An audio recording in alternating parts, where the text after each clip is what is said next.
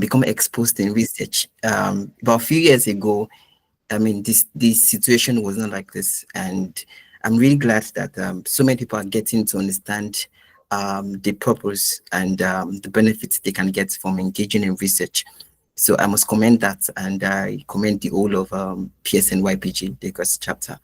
All right. So like I said, I think I need to also say something about why people think research is basically a field that they cannot explain. That's basically why there's this stereotype that most people that want to go into research are basically individuals who want to go into lecture and who want to become professors.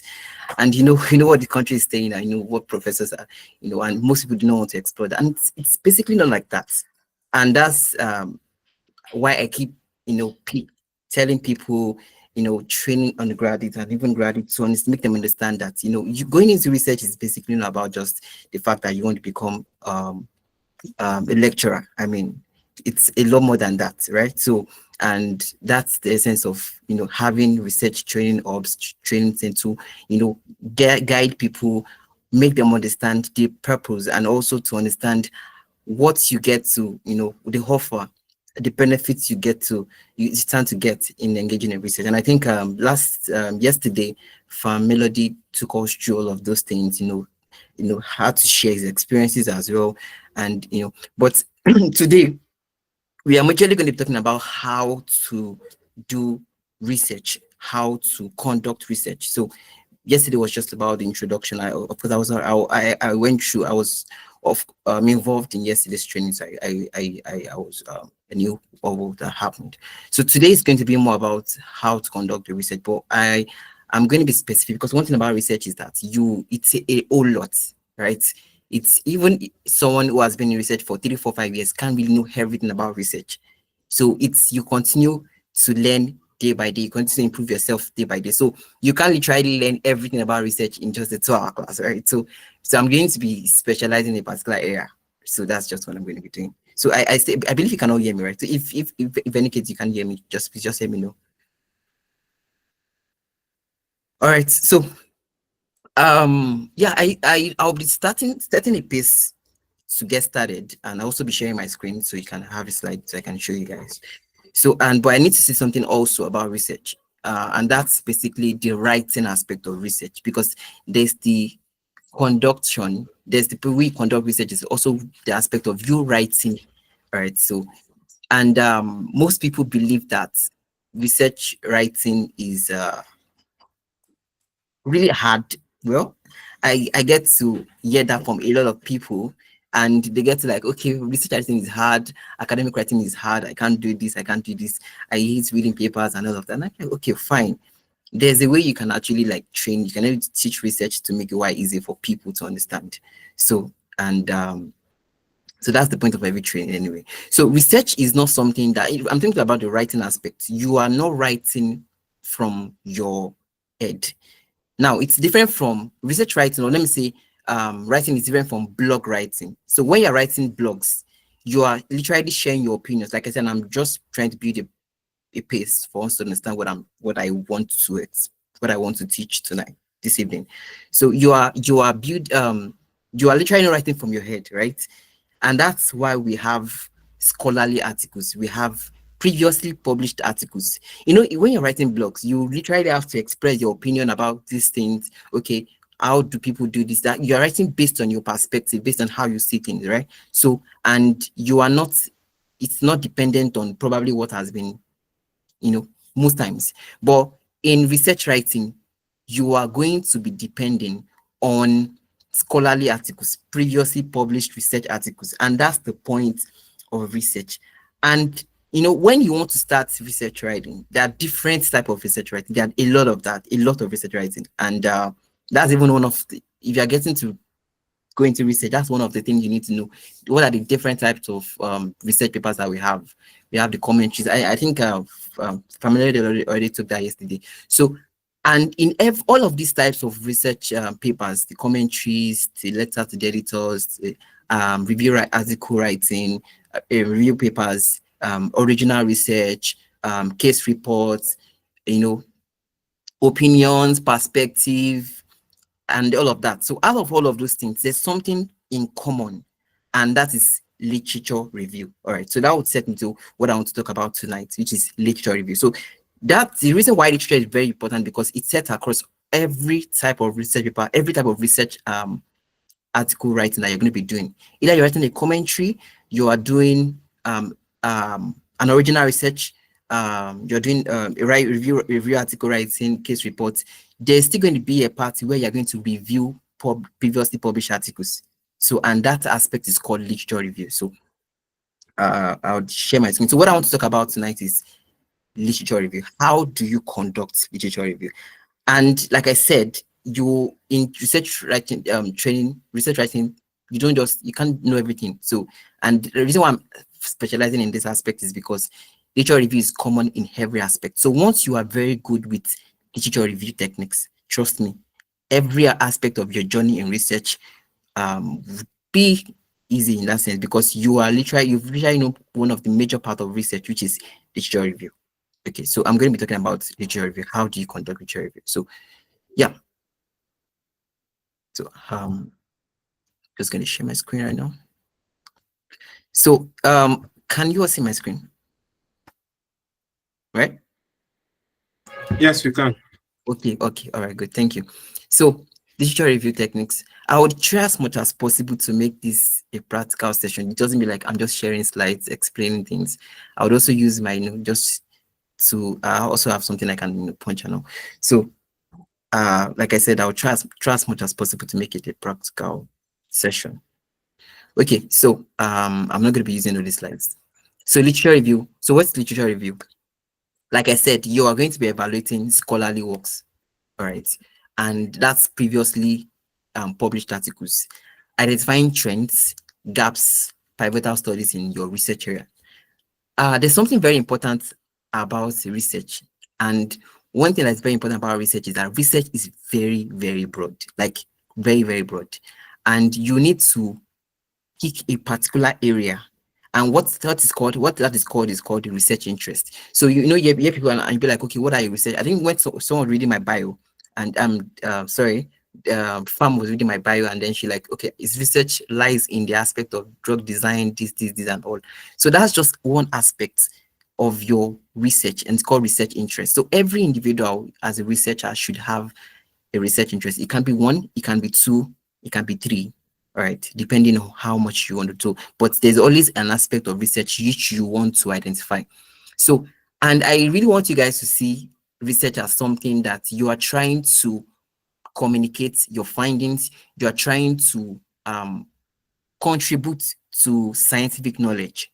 So that's one thing that I really, because aside the fact that most of us want to have publications, you want to improve, scholarship applications and all of that, there's aspect of research that we need to understand, which is contribution to scientific knowledge. You are trying to do something because you want to make a discovery. And that's even why I'm even more interested in drug design, because it makes sense.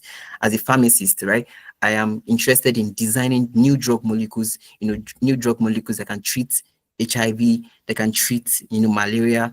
And even that's one I did in my pioneer project. I discovered new drug molecules, particularly for malaria. And that's and even an aspect in malaria resistance. So it makes sense, right, at the pharmacist, that this is something that you want to do. And that's the purpose of making contribution to scientific knowledge, right? So, and that's the point of identifying gaps. So in literature review, you are going to be reviewing scholarly articles, right, to identify gaps, trends. So now, what are these research? I'm very sure most of us have heard of research gap. What is research gap exactly? What do you mean by research gap? So research gap is a deficiency in a particular research field, or let me say in a particular research, let me just say research field. So if something is deficient, that means that there's something that needs to be done, something that needs to be, like, just imagine it as a gap. You're trying to bring two things together to make it straight, right? Just imagine that. And this gap is something that most researchers, even researchers, have to explore. So you are doing, I'll try as much as to make it very explanatory for some of us who might not really understand what I'm trying to say. So research gap is you're trying to identify some deficiency in some research and you are building on that deficiency to also contribute to research. Let me give an example. Now, um, um, let's for example, a pharmacy. I'm a pharmacist, right? And then um, I'm working in the line of drug design, and I realized that previous articles, maybe for my literature review, which of course I'm going to explain how you do that. Literature review, I've done previous papers, I've talked about designing drug molecules for a particular target and all of that. And you realize that there's a particular target that can also cause this particular disease. And you realize that people have not actually explored that. There is no paper that has actually explored targeting this particular area. That is where you as a researcher can, that's already a research gap that you can come in. Currently, I also worked on a project on vaccine production, and that work is on identified challenges that result in vaccine production. So you are trying to identify some deficiency in research and building on that area to contribute to scientific knowledge.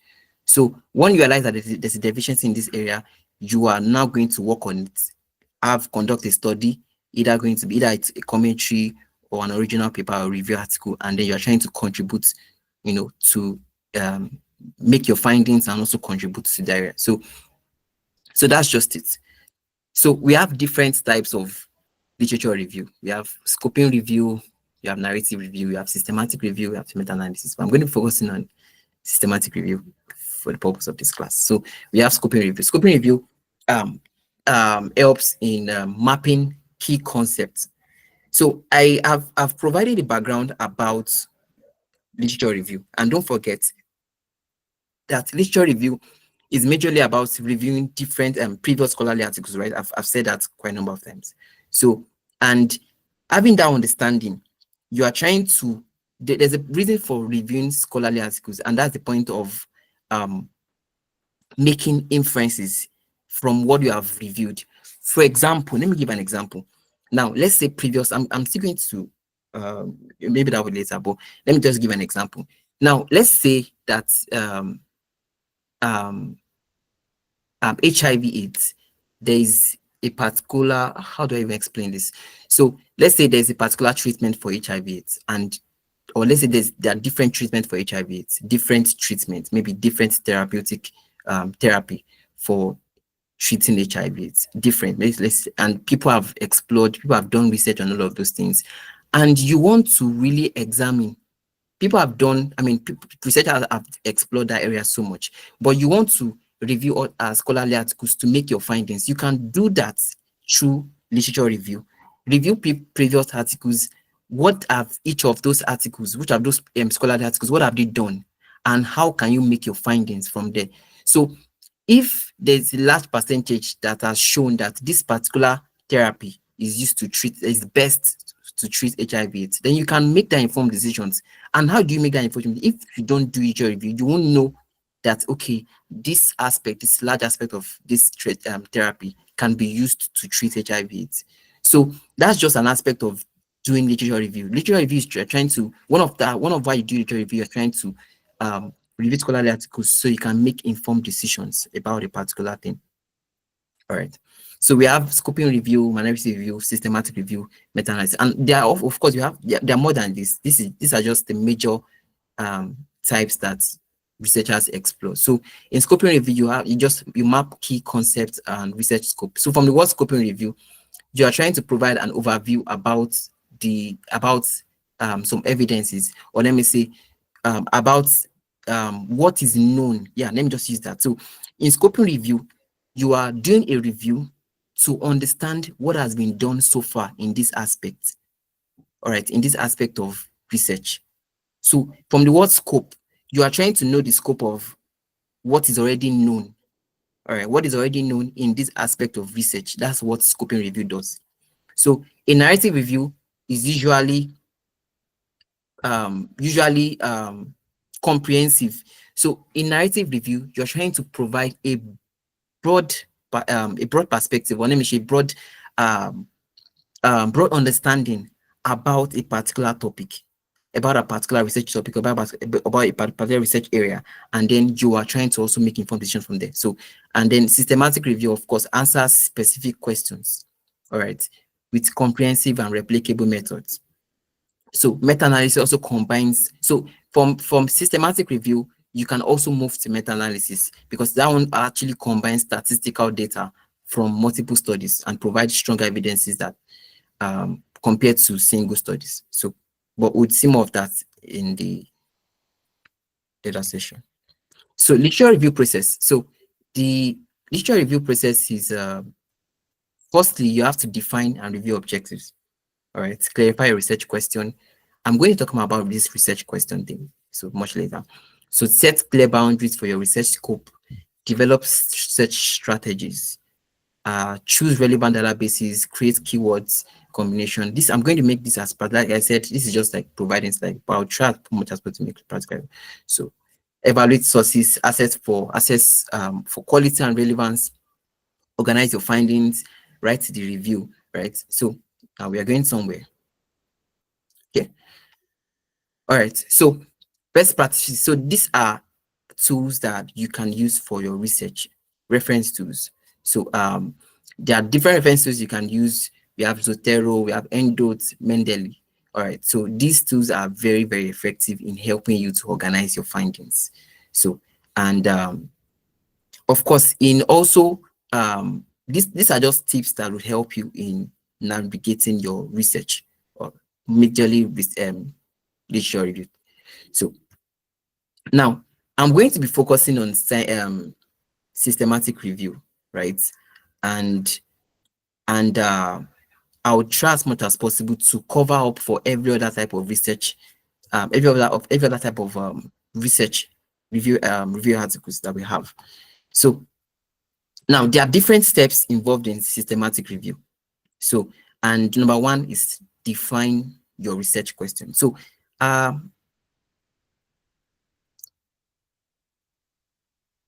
believe we can all still hear me, right?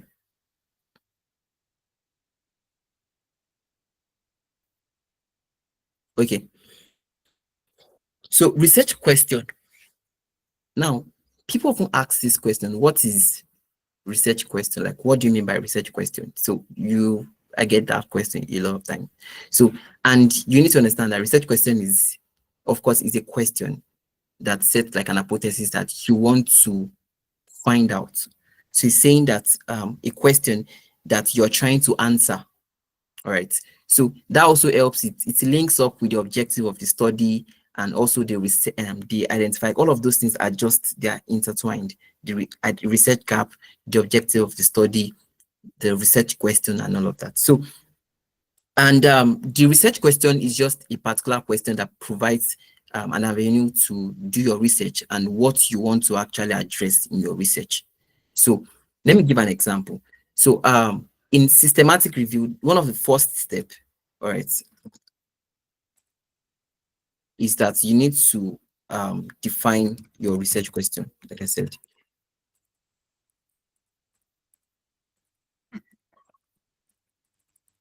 So let me just give an example.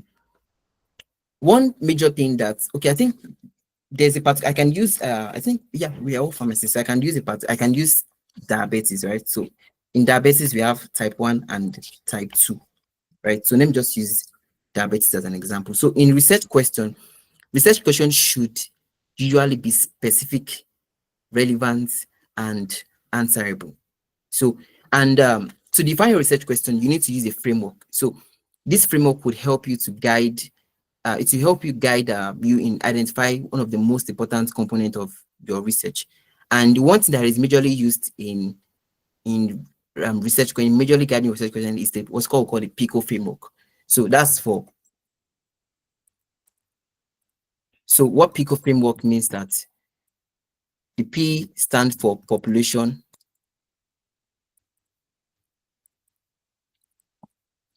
the I stand for intervention,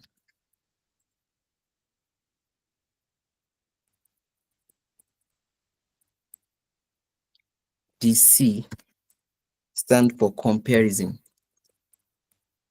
and the O stand for outcome.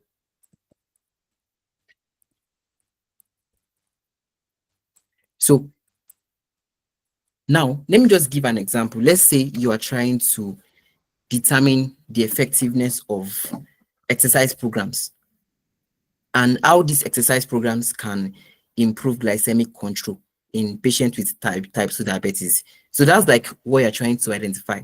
So you can frame that as a research question and be like, okay, what is the effectiveness of, because you're trying to determine the effectiveness of exercise programs, right? So you can ask that question, what is the effectiveness of exercise programs in improving glycemic control in patients with type 2 diabetes? So type 2 diabetes, we have type 1, we have type 2, right? And one of the treatments, the non-pharmacological treatments used in treating type 2 diabetes is exercise programs.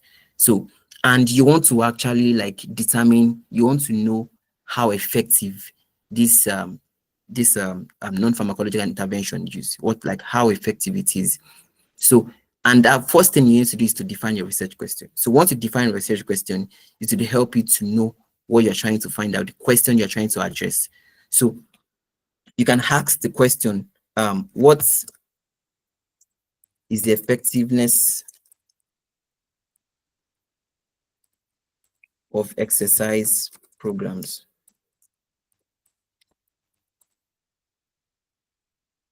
in improving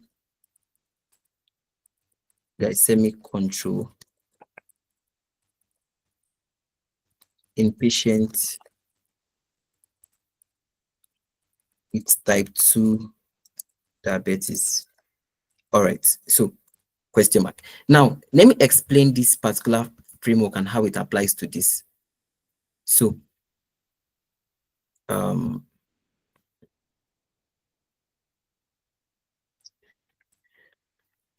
so now the PICO framework is just to explain how specific your research can be. And that's one thing people really don't really get. And in terms of research, research should always be very specific. What do you mean by specific? You are not trying to determine various things, various like maybe major variables, but it's being specific about what you want to do. For example, effectiveness of exercise programs in relation with type 2 diabetes and how it can improve. Like, it is very, very specific. It's different from saying that the effectiveness of exercise programs, interventions, pharmacological drug, like all of those, like you're trying to combine so many things together in treating different diseases. That is not specific enough. So that's why sometimes we be like gap is a very, very small, but like, because you're trying to just address something very specific. And that's the effectiveness of exercise programs and how it can improve glycemic control in type 2 diabetes. So population.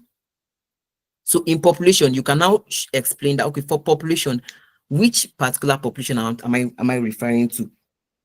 So that means you are referring to people, individuals with what? Type 2 diabetes. So this already covers your population. So people, individuals with type 2 diabetes, maybe living in Lagos, something like that, or living in Lagos, Nigeria. So that's like your population. The intervention explain like, okay, what is something that what is that thing that is being involved in that treatment? So, and that is exercise programs, right? So that would relate with the intervention. Comparison, then you cannot compare this with something. So it can be like, okay, maybe what is the effectiveness of exercise programs compared to no exercise? Because you're trying to compare, you're trying to evaluate the effectiveness of exercise programs. Like, so in comparison, or you can just compare to no exercise. All right. All right, or maybe she can just add or usual. Okay, in improving. So this would serve for the comparison. Okay, so yeah, and the outcome. What the outcome is, you want to see how it would improve glycemic control. So this is your framework. So I'm talking about systematic review now, because systematic review, they have to check the framework you use to define your research question. If it doesn't have the PICO framework, the population, the intervention, comparison, and outcome, you would not be able to evaluate the specific research, the specific question you want to evaluate, you want to answer. So that's that about the research question. Now, the step 2 aspect of your research is that you have to generate a plan. So, and that's your method. So they also call it protocol. So in your method, step 2, so generate a plan.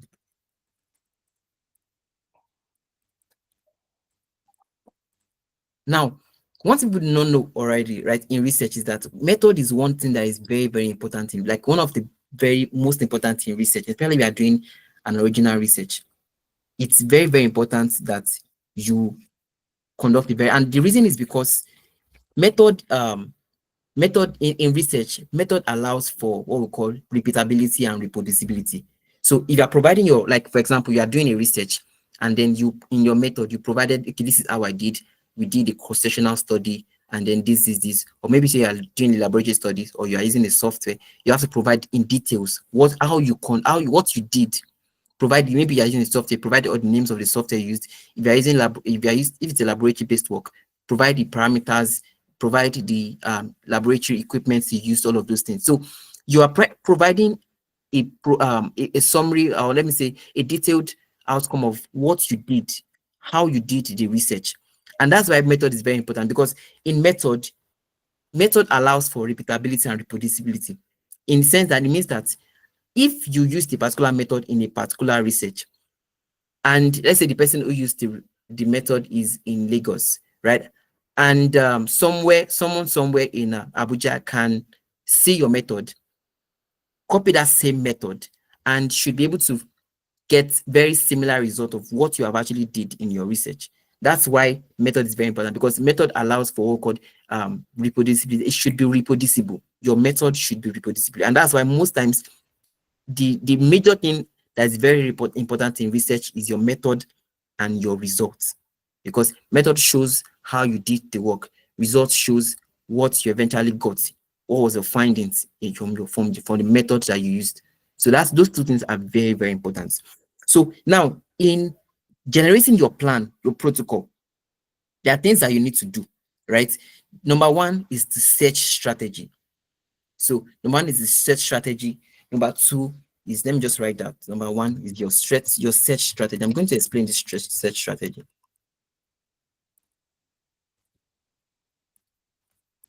Number 2 is your inclusion and exclusion criteria.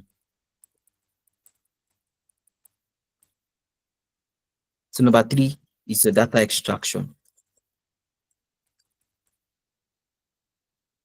Then you can now include your analysis method. Okay, so now search strategy. I think Familiar already took this aspect, but I'm just going to recap on that. So in search strategy, there are keywords that you use. Don't forget that in literature, we are still building down on what literature review still like major, like in literature review. One of the things that is very important is the fact that you are building on previously published articles. That's where you're going to get your information from. That's where, even the data you want to analyze, that's where you're going to get that from. Okay, so in doing that, you are going to use databases. So databases are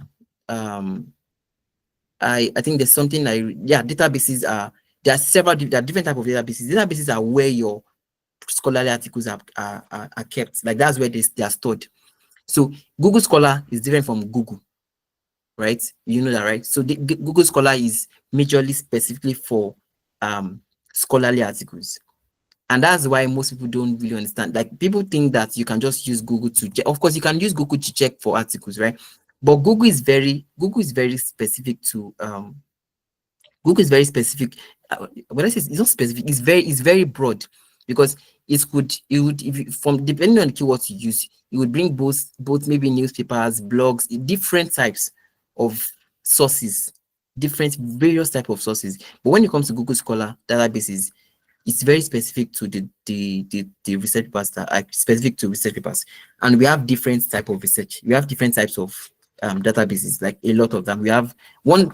I think the one that's very popular is Google Scholar, but the other ones people do. Yeah, people also use PubMed. There's Embase. There's Scopus as well. There's Web of Science. There's PsycInfo, Eric, Sinal, a lot of that like that. Like you can check that. There's Google Scholar is one of the very popular one that is being so I'm just going to go into about, I think Family already talked about that search strategy. So strategy is talk about you're going to provide a list of keywords. Now the reason keywords are very important is that don't forget that your own paper, your research is dependent on what previously articles, because you are doing a review, right? You are going to be depending on so many previously articles. So, and like I said, there are thousands, millions of articles out there, like a lot. So, but you want to be very specific because you want because you can't find all of them if you don't use keywords. Keywords help you to navigate down to the specific type of papers that you want to explore. Don't forget that our research is about you want to know the effectiveness of exercise programs. Because you are trying to determine the effectiveness of exercise programs, that means that there would have been studies that would have done, so many studies would have been done, and studies that would have evaluated how these exercise programs, how they contribute towards improving glycemic control in patients with type 2 diabetes. Some would have even done in type 1. Some would have done in maybe doing like so many, but there are, like I said, there are different sources out there. So, but you want to screen down to specific papers that have done this particular research, and you are trying to make informed decisions from those there. So you're going to use getting those papers, doing inclusion exclusion criteria. I'm going to explain all of what this means. Analyze, getting the data from there, analyzing the data, and making informed. Is as simple as that. You are searching for articles, right? Search for your articles, get those articles. Once you get them, start using inclusion criteria. I'm going to also explain what inclusion criteria and exclusion criteria means. Use inclusion criteria to shortlist, or how do I say, to filter those large articles that you have downloaded, and then directly to the ones that you need. So once you get the ones you need, you can then extract the data from those articles, put them on a table, analyze them, and make informed, discuss them. Like, it's basically, people just think systematic review is very hard. Like, it's basically within that, like, it's just like, that's just how it is. All right. So going back to the, like I said, going back to this, there are keywords. I've even highlighted the keywords because from there I could even see this is exercise programs. Very, very key. If you remove exercise programs from this particular research, from this particular statement, it is useless already. If you remove glycemic control, if you remove type 2 diabetes, then the question is going to be meaningless.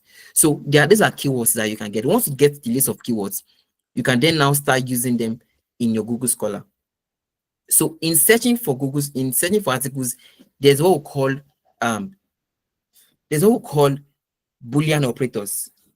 I think they right familiar with Boolean operators. Boolean operators help you to refine the papers that, like, because you're, like I said, you are trying to get articles. So Boolean operators would help you to refine the articles to specific one that you're looking for.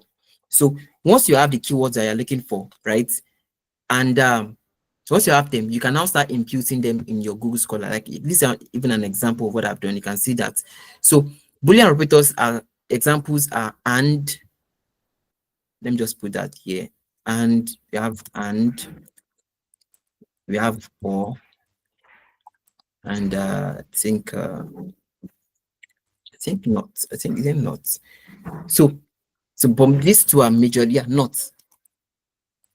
So Boolean operators or Boolean search, they help you to refine your, or let me say, filter your articles, like filter to the type of specific ones that you're looking for. Let me just give an example. So if you are using hand, it means that you are trying to say that this particular keyword, let me just say type 2 diabetes, right, and exercise programs.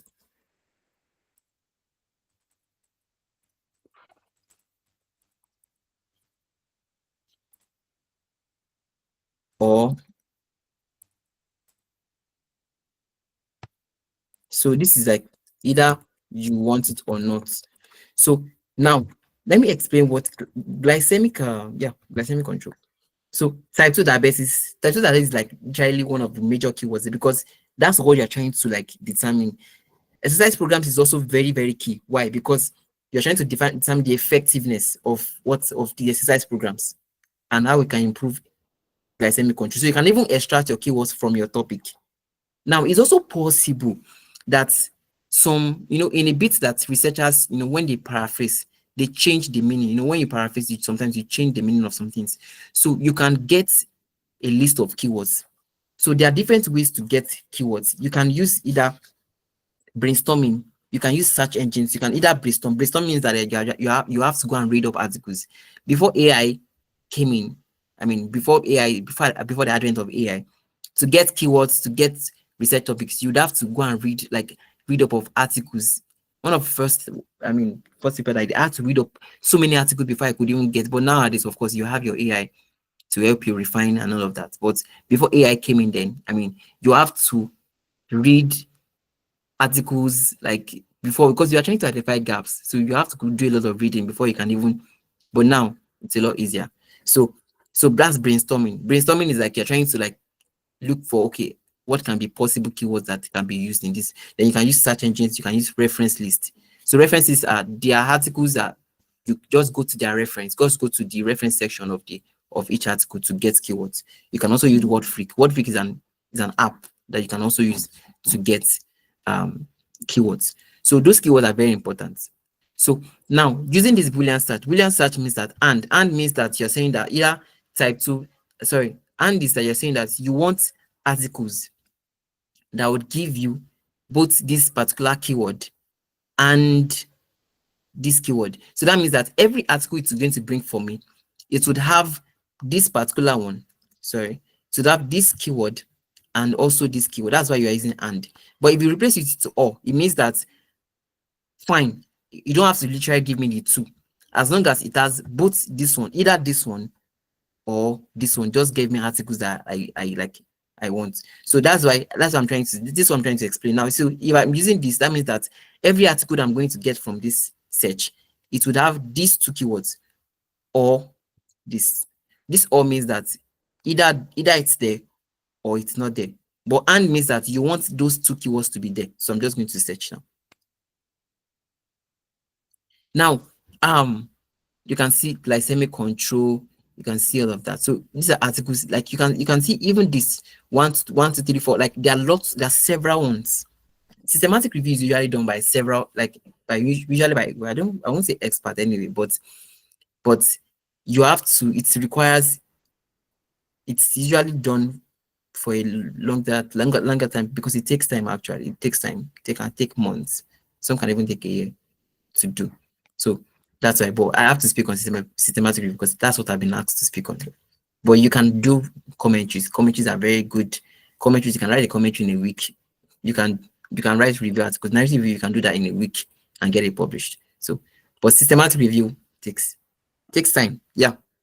So, all right. So yeah, and so once you get to this stage, then you have to come here and use what we call search limits. So search limits would help you to refine your papers. For example, you want papers, you don't look at this, look at the year. This is 2001. This is 2010. This is 1998, right? I don't want articles as low as 1998. I don't want, and that's one thing you have to even include in your search limits. So search limits, you can include the date limits, language limits, publication type limits. There's also the population limit and also geographic limits. So if you use the date limits means that you're trying to say you want to refine your articles. Okay, I want articles. I don't want articles as far as 2001. 2001 is like, that's like 24 years ago. 2010, that's like 15 years ago. Those articles are they're already still, right? So I want articles within 2015 and 2025. That's like within 10 years. 10 years is good. So I can do a date limit. This is date limit. You're trying to do a search. So I want between 2010 and 2025. So I'm going to search. So you can see it's going to give me articles within that range. So now, if you want to start getting your articles now, you don't have to start reading every article.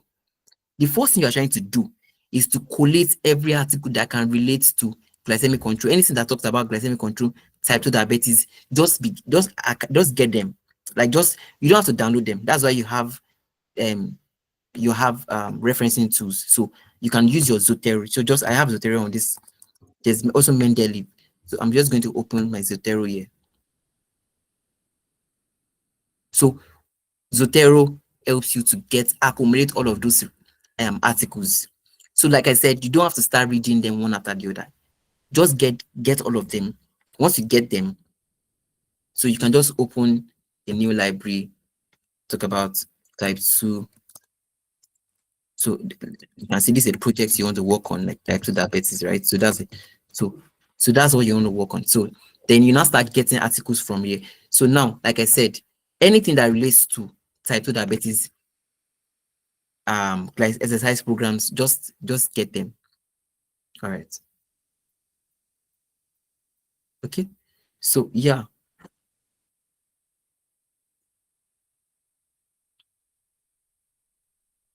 So once you start, you can just open this. Like I said, you don't have to read everything. So if this does not relate to what you want to do, like I said, you don't have to read them, but just get those articles. So to get them, just click on this. I think I have to. If you want to download Zotero, do you know how to download Zotero? Just click on download Zotero, install your Zotero, and you're good. So it's not that difficult. So you can see, just download Zotero and then you just install it, and then you have something like this. It's so yeah. So you come here to manage extension. Sorry.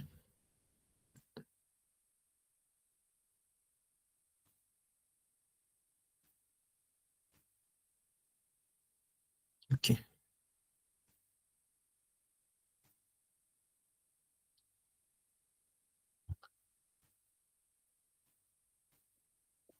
Okay, so I thought I added this to my extension. So what I would have done here, what I wanted to do is to just include this to my this is something I used to click on here. But if you are using Mendeley, you can add this direct to your Mendeley, but this is not linked to Mendeley. So, but I'm not using, I'm using Zotero. So this just had directed to high.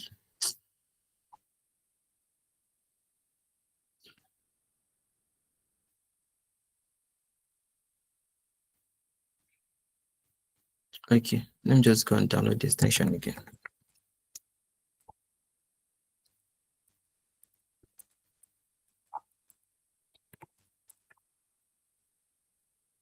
Okay, Chrome. I have it on my Chrome, sorry. Let me just use Chrome then. Okay.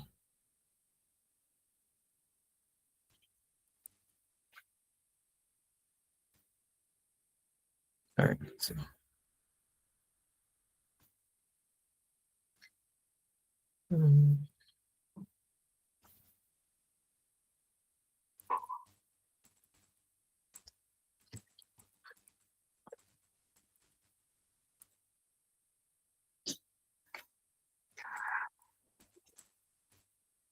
Okay, I want glycemic control.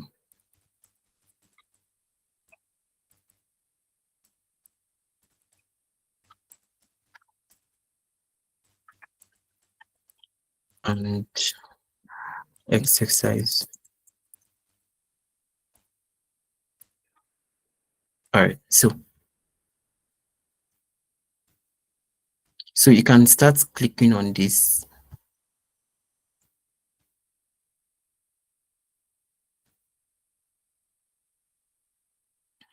All right, so you click on this and add. Okay, so what I'm trying to do is just get those. I think it's done already. So you'll be able to see it here. You can see it's already here. So you're just trying to collate all the articles. Any articles on exercise, glycemic. You can see this is on importance of exercise for glycemic control. So you just keep getting all of those articles.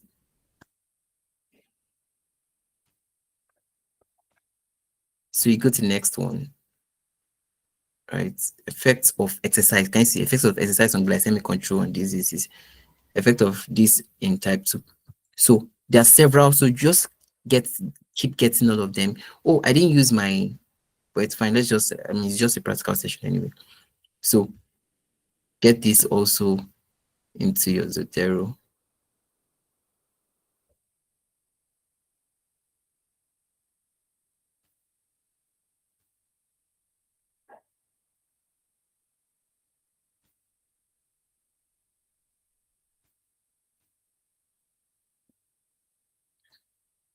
All right, it's easier. Can you see that? So you're going to do that for every, like I said, it takes time. So you are going to continue to look for articles, start getting all of that. Now, one thing, before you do systematic review, now there's something people do not understand, and that's the point of how do you know? Because like I said, your review or your research is dependent on what has been done. So there are some cases that you are doing research and you realize that people have not even really done so much. You can see this even exercise. People have really done so much here. Even they have used various research. Some used randomized control, some used different things to get results. So that's why you do a scoping review. Scoping review is usually done before systematic review. What scoping review does is that it helps you to know the area, what has been done, as people really done so much on this area. So that's why once you do a scoping review, you'd be able to know. Scoping review actually usually progress to systematic review, because from scoping review, you'd have really gotten to understand that, okay, I think I can get so many articles, because in systematic review, you're going to be using over 1,000, more than 1,000 articles, like at the start, before you start using your inclusion criteria and exclusion criteria to now start, reducing it, your eligibility criteria. So, and that's one thing that is very important. So if a scoping review has not been done on that particular topic, you'll not be able to really understand how much of what has been done, or the scope of what has been done so far. So, and that's one thing that is very important. So if you are doing this, like I said, you get everything, start getting all your articles. Once you have them, they can be in hundreds or thousands here. And then you now start using your inclusion criteria. Let me just go back to my slide here. So this is I'm here already. So I'm here already. This is conducting a comprehensive research search. So this is, you're using databases, like I said, PubMed, Scopus, Web of Science. You're using keywords. You can see this is the Boolean logic I talked about. And then you're documenting whatever you are doing. Now, one thing that is very important in documenting is what we call Prisma. You use that a lot in systematic review. So Prisma is called, I think it's called preferred something. Yeah, Prisma, I could write that. I'm going to show you an example of preferred reporting items for systematic review. So Prisma is something that you can use. Let me just show you how that works. I think I already checked that here. So this is Prisma. Let's just check Prisma. Okay. So it's a website that you have to, it's for systematic review and meta-analysis. So what Prisma does is that it provides like a flow program. Anyway, let me show you something. You'd have seen this particular, let me show you that. Let me just quickly look for one systematic review on type 2 diabetes. So I'll show you what I'm talking about. So these are systematic review that has been done. So let me just show you this. Okay, no.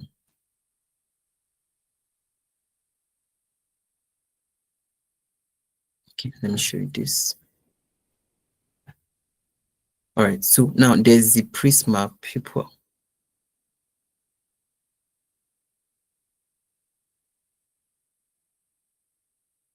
You can see like is a lot, right? Can take months to do, sometimes can even take up to a year. Check this. Almost every article, every systematic review usually have that prisma. This is the prisma. Okay. So it's a flow diagram that explains what you have done. You can see now, look at this. In total, 5,286 articles were retrieved. So you got that. So for example, 1909 was gotten from Medline, 3,000, this was gotten from Embase, then Crocaine, and then the flow gotten to, you're going to now use what we call eligibility criteria. So that's why you get your prisma. So you can get your flow diagram here. So you get your templates. So these are templates that you can get. So you get this and then you download as Word.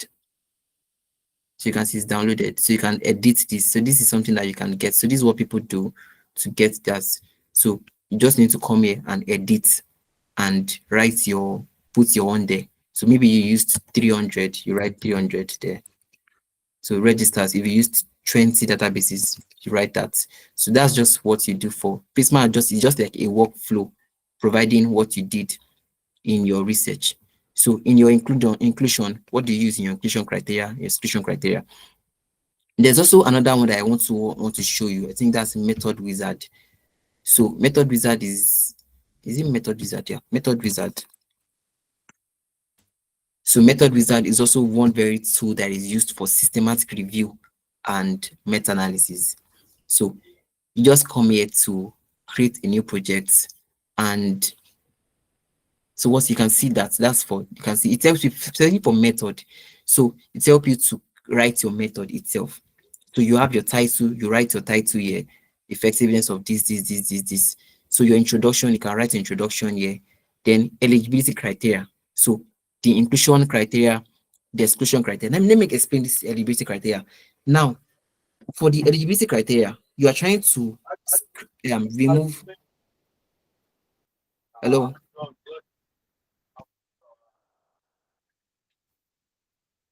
Can you hear me?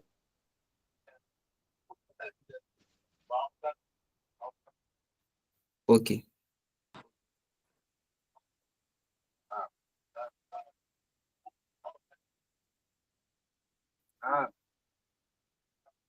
So, fam, please, can you mute this person? Someone is speaking. Fam, please, could you mute them? Zainab, if you could mute yourself, please. Thank you. All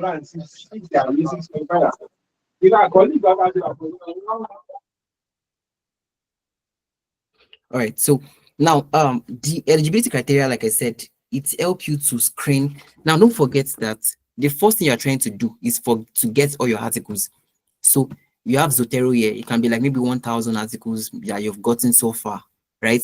Now, like I said, you've not really gone through most of them, but you are just trying to get any article related to exercise, glycemic control, and type 2 diabetes. Then that's the first thing. Then you now start using inclusion criteria and exclusion criteria to remove and to just screen them to the ones that you need. So the inclusion criteria can be in terms of population. It can be in terms of population. It can be in terms of the date. Like I said, the language. It can be in population. Even the population type can also be there. The study quality. Let me just give an example. For example, you are dealing with type 2 diabetes. Now, let's say all the studies, you now start checking each of the studies. If now, like I said, you don't have to read everything, just go through the abstract. The abstract will tell you the population they used. If the population they used, what you're trying to determine is in men, you're trying to determine type 2 diabetes in men. Now, any article that talks about type 2 diabetes in women, you're excluding it because you're not dealing with type 2 diabetes in men. You're talking about in women, it's in men. So that's one of the inclusion criteria and exclusion criteria that you use. So if the article talks about men, you include it. If it is women, you exclude. That's population. Talking about the date.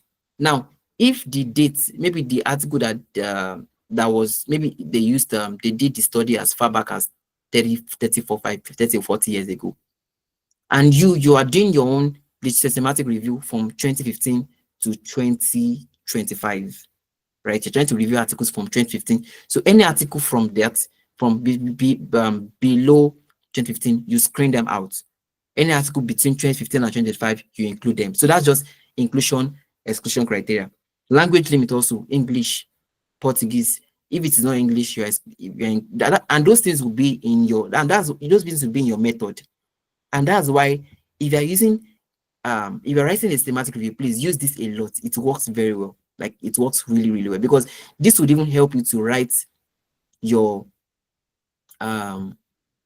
article for you.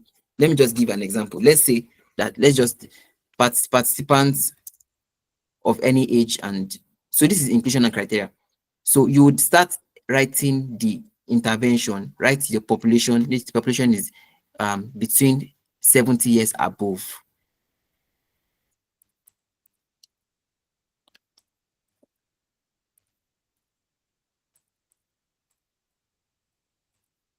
So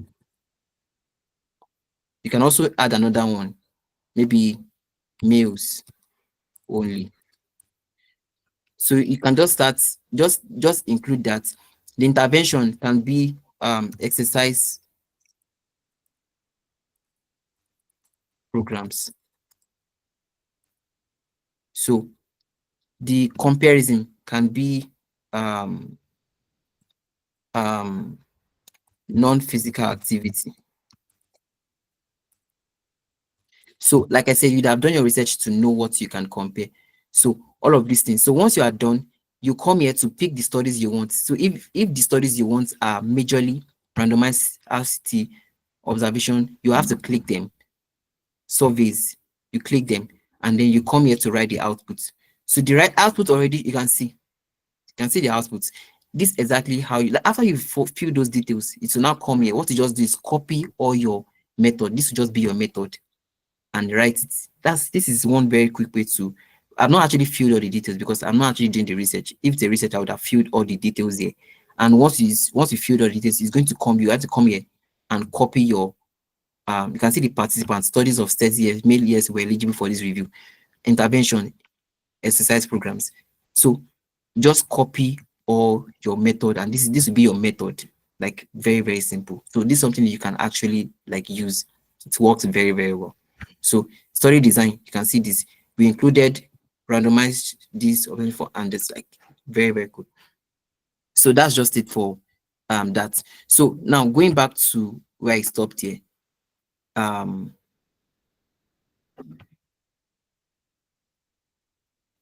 Okay. All right. So my next slide is this. I've talked about this. Now select studies based on eligibility criteria. So like I said, you're using eligibility criteria, you're screening. So you have to now start. The first thing is pre-screening. You have to check the titles and the abstracts. Like I said, you know, like you are going to be using so many articles, like more than 1,000. So you can't start reading everything. So you have to review the titles and abstracts. First, go through the abstracts. If it doesn't really talk about what you are looking for, or it talks about another population that you're not looking for, or maybe then you remove it, then you can reduce it from like 1,500 to 500 articles. Then for the 500 articles, you can now do a full text review. Full text review means that you're now trying to check the results and all of that. So evaluate the complete papers. So this thing is usually done by several artists. So you cannot just do systematic review. It takes, like, you have to involve so many people, like maybe 10, 11, 12, like so many people, and all of them have to be actively involved. So it takes time. So evaluate complete papers. You have another one, dual review. So you also have the Prisma diagram, like I showed you. The Prisma diagram shows you the selection process that you used. From 1,500, you excluded 15, you included this, and then you have 500 articles. From 500 articles, then it's a flow diagram, like I shared. I showed you that earlier, the Prisma diagram. So then you go to the next one. So for the next one now, the step 5, you are going to extract included studies. So let's say you got like from your Zotero, you have like 1,500, and then you included from your inclusion and exclusion, you now have like, let's say 100 articles that you want to now, that's from your included studies. Then you now start checking the data from them, extracting the data, get the method. That's why for systematic review, you're going to be seeing a lot of tables. Let me just show you an example. A lot of tables, because you have to now start getting them and now start presenting them in tables. All right. I think I showed you. Yeah, you can see this is one. You're going to be using a lot of tables. You can see, you can look at this. This is a summary of the randomized aim to prevent type 2 diabetes. You can see the study, the country. These are data from the from the included study. These are the ones that you're now using. You can see this one is different from this. This is another article. This is another article. You now start doing them in tables, getting the results. These are the results. All right, these are the data. You start presenting them in tables. So you do that for several articles, and then you start doing that one after the other, presenting them. So it's usually like a lot. So like I said, I can't take everything that in just this class. So once you present your tables, you have them, you extract the data from each of the tables, and then you now start discussing your results. So like I said, the intention of what you are doing is that you're trying to get this data to analyze them, and make informed decisions from them. Okay, what can you see from different studies that have been done? This study by this showed, this one by this showed this particular research. It shows that there was a 30% increase in glycemic control from exercise. This one shows that there's a weight loss of this in this. And that study shows that you're trying to just pick up the data from each of the article and making informed decision from there. So what can you now see from all the articles that you have checked? So you can now see that, okay, it's true that the use of exercise programs can help to improve glycemic control. Because why did you come to that conclusion? Because from previous articles you have shown that these exercise programs can help to improve glycemic control. So that's just what you're trying to do. You're trying to depend on previous articles to make your informed decisions. That's why sometimes systematic review are usually classified as original research, because it's novel in its aspects, because you're trying to make a new discovery in that sense, like providing insight into something depending on what previous articles. So so you, like I said, you assess the quality of the studies, randomization, blinding, completion, and then you synthesize the findings is what I just showed you earlier. You bring out, extract the data, present them in a table, and then you make informed, you discuss. So it's still the same thing. You have your results, you have your discussion. To discussion, you are not going to discuss the data that you have presented in your tables. Okay, this particular data, according to this, it all shows that this, then this according to this show. You are just trying to discuss your results from each of the data, according from the data you have gotten from the articles you have included in your studies, and then you make informed decisions. So let me give an example. If you're trying to apply for a conference, or sorry, apply for a, how do I put it, attend a conference, and then you want to like submit an abstract. Systematic review is one thing that people usually like use, and the reason is because number one, you don't have to go to the lab. Number two, you literally can just get data from, you can just do an analysis. You don't have to literally stress yourself so much. Just extract data, make your informed decisions from there. Like, it's literally something that you can do in days and get your data. So compared to some study, because for most conferences, if you have something original research, it's maybe an existing research that you're currently doing, or maybe a research that you have done before that you have completed that you want to share. So, but if it's something that you are just starting from scratch, systematic review is something that you can actually explore, and it works really, really well. So, all right. So like I said, like cinematic review is really, really all encompassing, right? And it's something that you cannot do on your own. So you need people to so you have to collaborate with people, and that would even make me to conclude what I want to say about collaboration. So collaboration is very, very important in research, like very, very important in research. You can't do research on your own. You can't do research on your own, and it is very, very important.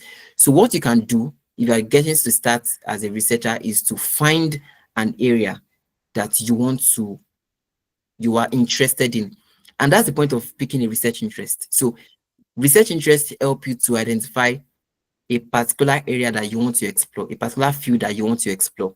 So once you have an interest, then look for people around you that have similar interests, come together, collaborate to work on the project, 1 or 2 or 3 or 4. For me, I like collaboration is the thing for me. I literally have to collaborate with people. Even if it's my own project, I'm the one spearheading. I still have to involve people because I just feel like it makes the work easier. Number one. Number two, you are also getting opinions from people, and it makes the work really, really sound and all.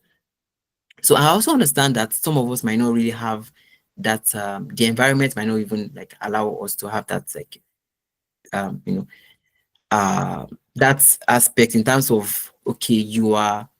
Let me just give an example. For Melody who started session yesterday.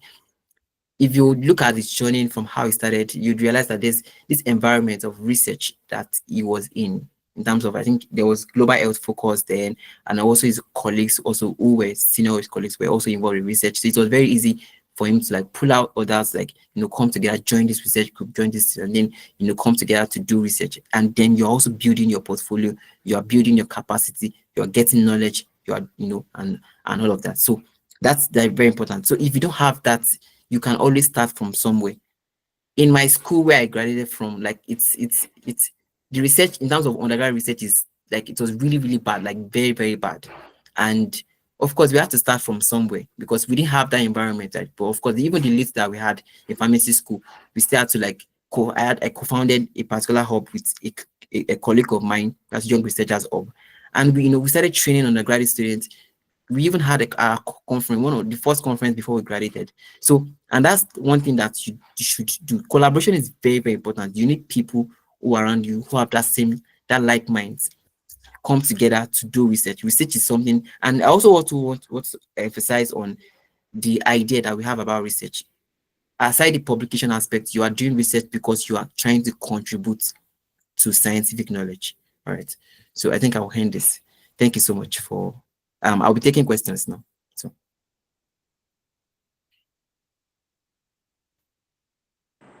Wow. What a session this has been. What a session this has been. Thank you so much, Fam Adedoyin. We are so grateful. Like, you have really, really schooled us today, and honestly feel like I'm ready to just up and get started and to write my own systematic review. But now I have to look for whom to collaborate with. So I would like us to take some questions now.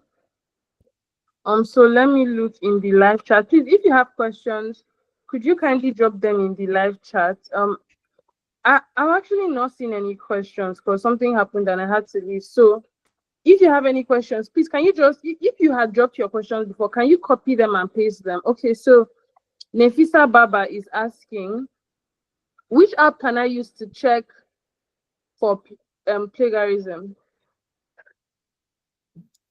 Okay, all right, good. Yeah, so for plagiarism, if you're getting started in research, majorly plagiarism is a big deal in plagiarism, like in research. And one major tool that is used to check plagiarism is it's Turnitin. So Turnitin is it's used majorly to check for plagiarism. And even when you submit your work, like you submit a manuscript for publication, before it gets to the review stage, because of course when you submit, all right, it gets to they will do like a technical check. The technical check involves the scope of the research. Also, it involves checking the plagiarism. So, and one thing they use to checking plagiarism is Turnitin.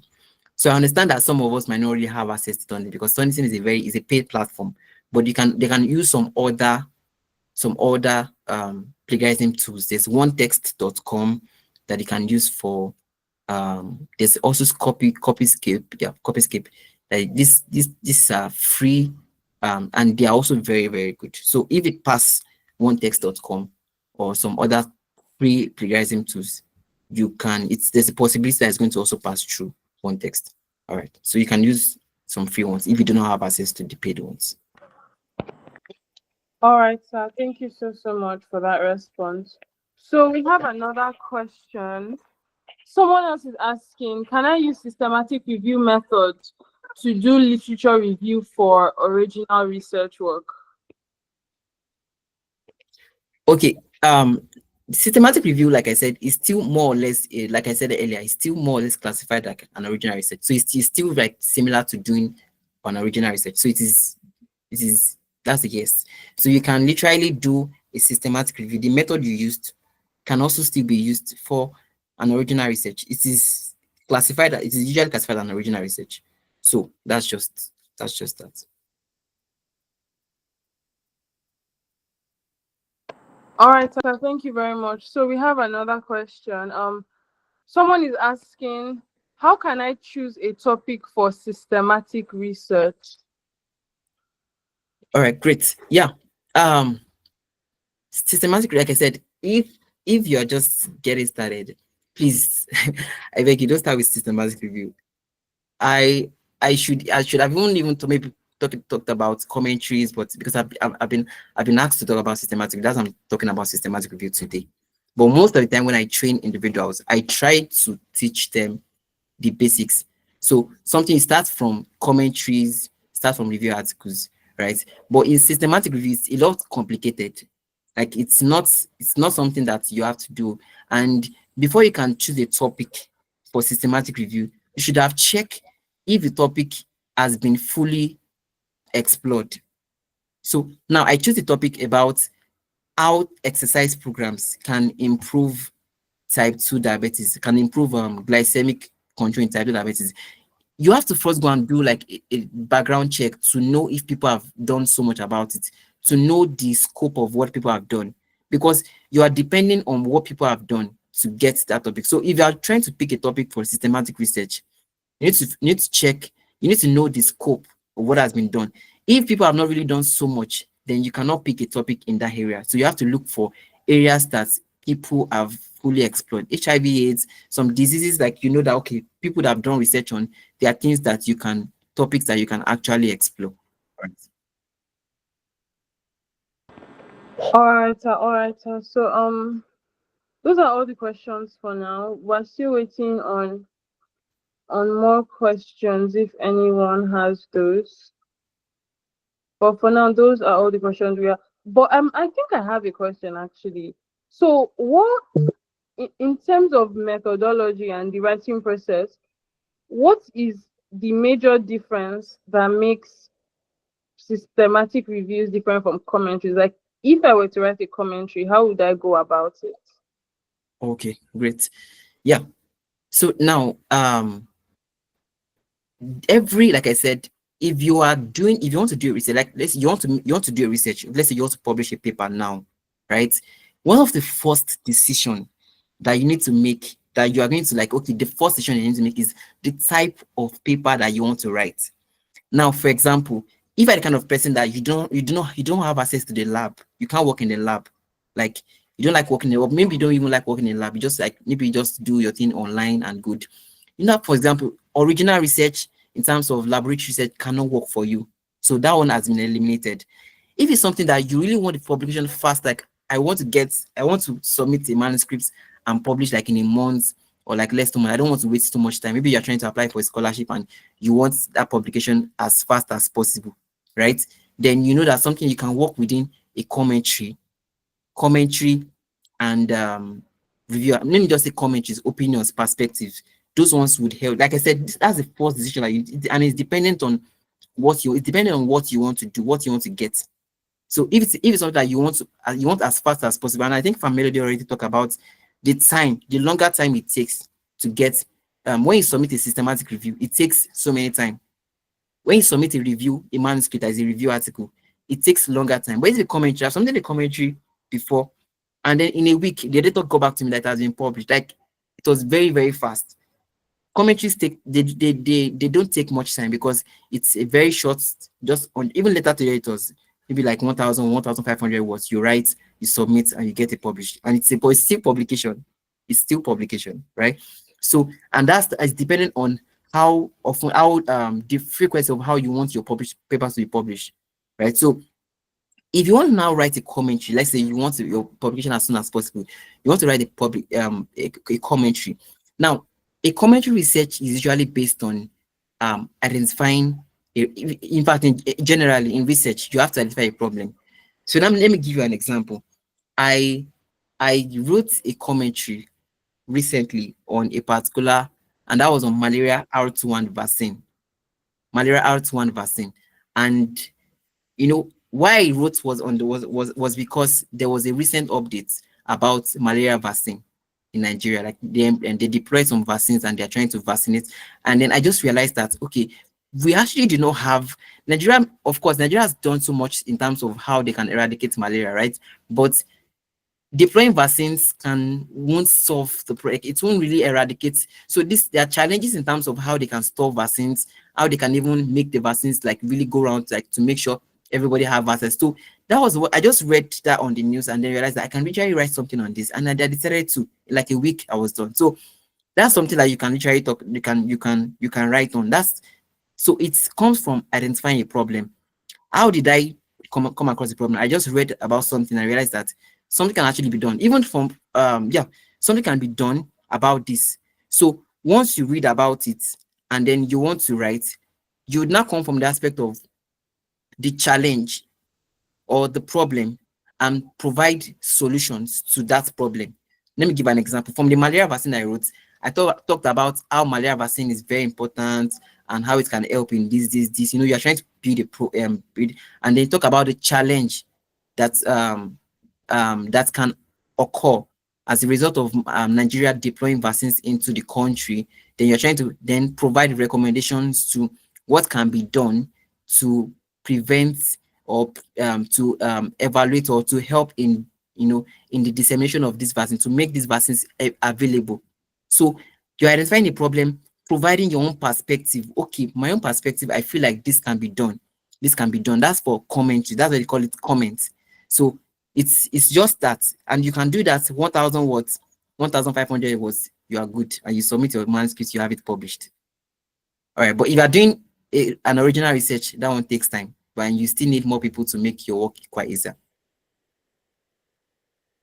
All right, sir. All right, sir. Thank you so much. Thank you so much. So I'm checking if we have any more questions. So someone is asking how they can join your research group or if you're open to collaborations. Yeah, of course. I am.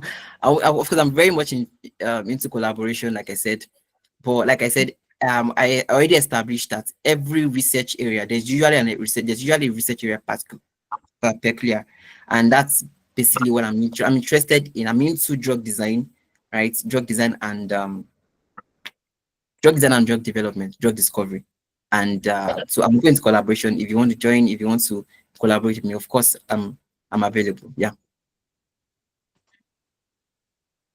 All right, sir. All right, sir. Thank you so much. So I don't think we have any questions for now. Thank you so much. Okay, yeah, we have another one. Another one just came in. So someone is asking if there's any research tool that can help in arranging paragraphs in an orderly fashion. Actually, there is no tool, but if you want to paraphrase, there's a tool you can use, like I said.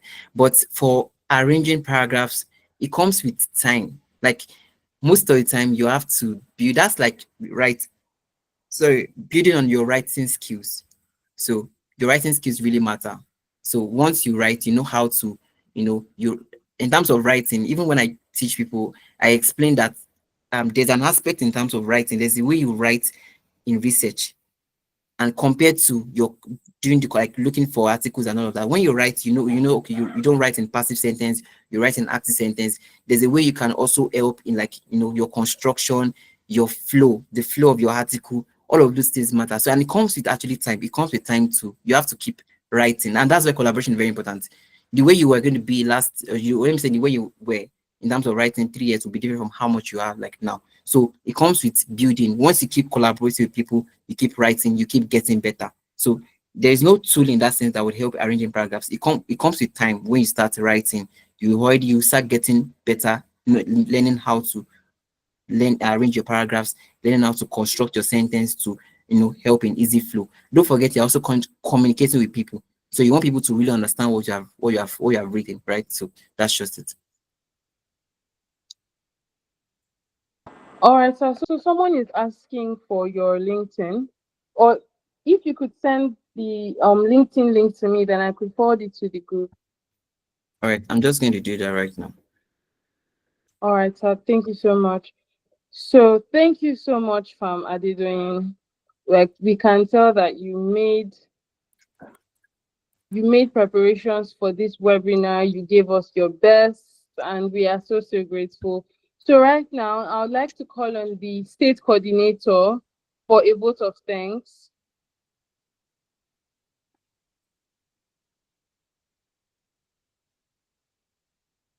All right, if the state coordinator is here, please could you unmute yourself? If not, we'll have the Secretary General in her stead.